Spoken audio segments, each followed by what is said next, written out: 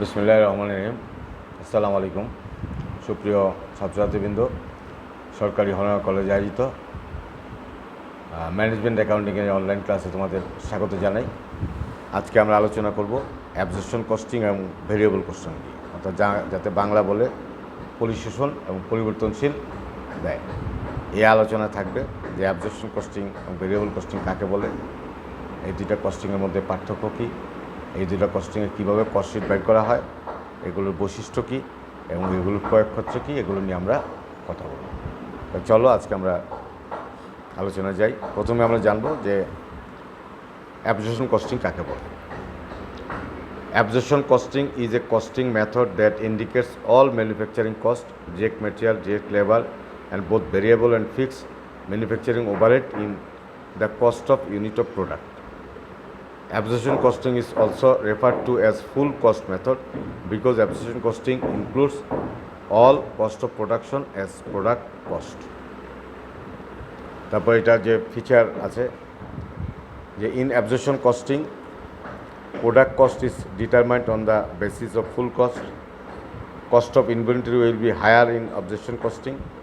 Absorption costing is net income change with production. It is conventional costing under or overvaluation of fixed factory overhead is required to be adjusted in absorption costing. তারপর এটা যে সুবিধা আছে, এটা সুবিধা আছে তিনটা। একটা হচ্ছে determining actual cost of production, প্রকৃত উৎপাদন ব্যয় নির্ণয় করে। অ্যাকসেপ্টেবিলিটি বা গ্রহণযোগ্যতা, এটার ভালো গ্রহণযোগ্যতা আছে। ভ্যালুয়েশন অফ ইনভেন্টরি বা মজুদ মূল্যায়নে এটি ব্যবহৃত হয়। আর ডিসঅ্যাডভান্টেজ অফ অ্যাবজর্পশন কস্টিং হচ্ছে যে কস্ট অফ অ্যালোকেশন, ব্যয় বন্টন সঠিক হয় না। Not useful for managerial decision making, ব্যবস্থাপনার সিদ্ধান্ত উপযুক্ত না। আর cost control and cost comparison becomes difficult. তারপর হচ্ছে variable costing. Variable costing is a costing method includes only variable manufacturing cost, direct material, direct labor, and variable manufacturing overhead in the cost of a unit of product. Variable costing is also referred to a direct costing. Under variable costing, only those costs of production that vary directly with output are treated as product cost. তাহলে এরও কতগুলো বৈশিষ্ট্য আছে, সেগুলো হচ্ছে এই। In variable costing, product cost is determined only on the basis of variable manufacturing cost. Here fixed factory overhead is regarded as a period cost. Since fixed factory overhead is not included in cost of production, cost of inventory is not correctly measured. Variable costing, operating income change with sales, not with production. Contribution approach is followed in determining net income. There is no need to adjustment under or over valuation. এটার সুবিধা আছে কয়েকটা। একটা হচ্ছে operations planning বা কার্য পরিকল্পনা, এটা ব্যবহার করা যায়। কস্ট ভলিউম প্রফিট অ্যানালাইসিস, এটা ব্যবহার করা যায়। প্রোডাক্ট প্রাইসিংয়ে বা মূল্য নির্ধারণতে ব্যবহার করা যায়। ম্যানেজমেন্ট ডিসিশন বা ব্যবস্থাপনার সিদ্ধান্তে এটি ব্যবহার করা যায়। তারপরে ম্যানেজমেন্ট কন্ট্রোল বা ব্যবস্থাপনা নিয়ন্ত্রণ এটি ব্যবহৃত হয়। কস্ট কন্ট্রোল বা ব্যয় নিয়ন্ত্রণ এটি ব্যবহৃত হয়। আর চেঞ্জ ইন প্রফিট, মুনাফার পরিবর্তন এখানে ওইটা হয় না। আর অ্যাডভান্টেজ হচ্ছে এটাই গেল এগুলো। আর ডিসঅ্যাডভান্টেজও কিছু আছে, যে এটা হলো ইনইকুয়ালিটি কস্ট, সঠিক ব্যয় পাওয়া যায় না। লং টার্ম প্রাইসিং, দীর্ঘমেয়াদী মূল্য নির্ধারণের সমস্যা হয়। আন্ডার ভ্যালুয়েশন অফ ইনভেন্টরি, মজুদের অবমূল্যায়ন হয়। External reporting and tax reporting সঠিক হয় না। No cost of fixed cost in long দাম, ফিক্সড কস্টকে হিসাব করে না। Separation cost into fixed and variable is difficult later, মানে পরে কিন্তু এই ভাগ করাটা কী হয়, সমস্যা দাঁড়ায়। তা আমাদের কিন্তু এই যে এই দুইটা কস্টিংয়ের মধ্যে পার্থক্যটা খুব ভালোভাবে শিখতে হবে।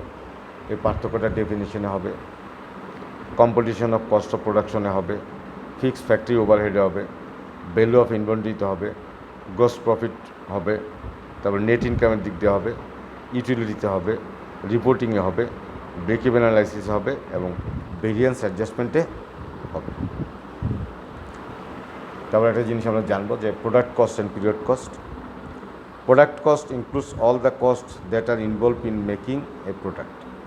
আর period cost, according to R.H. Garrison, period cost are all those costs that are not included in product cost. Basically, period costs are not directly associated with production. They are not likely to change with the change in production. Rather, they change with the passage of time. তারপরে product cost এবং period কস্টের মধ্যে যে পার্থক্য, এটা ডেফিনিশনে, calculation of cost of প্রফিটে, valuation of ইনভেন্টরিতে, ওই scope, over or under allocation, অ্যাসেটে এবং প্রোডাক্ট প্রাইসিংয়ে এটা কী করতে হবে, যে পার্থক্যগুলো আছে পার্থক্যগুলো আমাদের জানতে হবে। তা preparing income statement under variable costing and absorption costing, অর্থাৎ এখানে যদি ভেরিয়েবল কস্টিং হয় আমাদের জন্য সেলস থেকে আমরা variable cost of goods sold এটা আমরা বাইর করবো। তারপরে variable cost of beginning inventory, তার সাথে variable cost of goods manufacture যোগ হবে, variable cost of goods available for sale আসবে, তার থেকে less variable cost of inventory বাদ যাবে, তাহলে variable cost of goods sold at standard হবে, তার থেকে আমরা আনফেভারেবল ভেরিয়েবল কস্ট ভেরিয়েন্স যোগ করব, অথবা ফেভারেবল ভেরিয়েবল কস্ট ভেরিয়েন্সটা বিয়োগ করব, তাহলে আমার variable cost of goods sold at actual পাওয়া যাবে। তবে এটা বাদ দিলে সেলস থেকে পাওয়া যাবে গ্রস কন্ট্রিবিউশন মার্জিন, তার থেকে variable marketing and administrative expense বাদ দিয়ে পাওয়া যাবে নেট কন্ট্রিবিউশন মার্জিন পাওয়া যাবে, তার থেকে fixed cost, fixed factory overhead আর fixed marketing and administrative overhead এগুলো বাদ দিলে পাওয়া যাবে নেট ইনকাম। আর এইটাই যদি অ্যাবজর্পশন কস্টিংয়ে আমাদের বের করতে হয়, তাহলে আমার প্রথমে কস্ট অফ গুডস সোল্ড আসবে, সেলস আসবে, তার থেকে কস্ট অফ গুডস সোল্ড আমি বাইর করবো, সেটা বিগিনিং ইনভেন্টরি থেকে কস্ট অফ গুডস ম্যানুফ্যাকচার যোগ করব, তাহলে cost of goods available sale আসবে, তার থেকে ইনভেন্টরি বাদ দিব, তাহলে cost of goods sold at standard পাওয়া যাবে, তার সাথে আনফেভারেবল ভেরিয়েন্স যেটা আছে এটা যোগ করব, আর যদি ফেভারেবল ভেরিয়েবল কস্ট ভেরিয়েন্স থাকে এটা কী করব, বাদ দিব, বাদ দিয়ে যেটা পাওয়া যাবে সেটা হচ্ছে কস্ট অফ গুডস অ্যাকচুয়াল। তাহলে সেলস থেকে যদি এই টাকাটা বাদ দিই আমার গ্রস প্রফিট পাওয়া যাবে।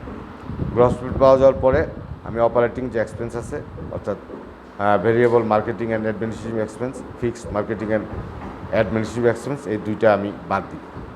বাদ দিলে আমার কী পাওয়া যাবে, নেট ইনকাম বা অপারেটিং ইনকাম পাওয়া যাবে। তাহলে দুইটা পদ্ধতিতে আমার কী করতে হবে, নেট ইনকাম বাইর করতে হবে। আমরা ভেরিয়েবলে শুধু ভেরিয়েবল কস্টগুলো নিব, আর ইয়ের মধ্যে যেটা অ্যাবজর্পশন কস্টিংয়ে আমরা পুরোটাই নিব, তাইলেই কিন্তু কি এই অঙ্ক পারা যাবে।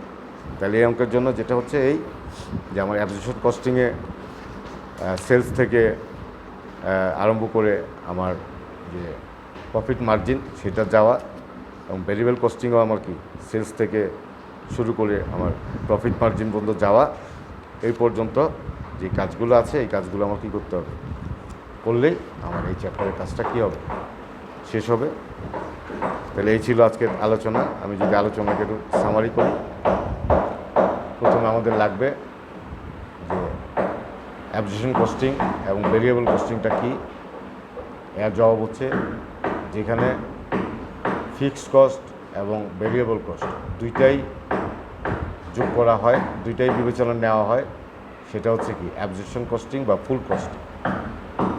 আর ভেরিয়েবল কস্টিং হচ্ছে এখানে ফিক্সড কস্টটাকে কী করা হয় না, নেওয়া হয় না, শুধুমাত্র ভেরিয়েবল কস্টগুলো নেওয়া হয়, নিয়ে যেই পদ্ধতি করা হয়, যেই পদ্ধতিতে কস্টিং করা হয় তার নাম হচ্ছে ভেরিয়েবল কস্টিং।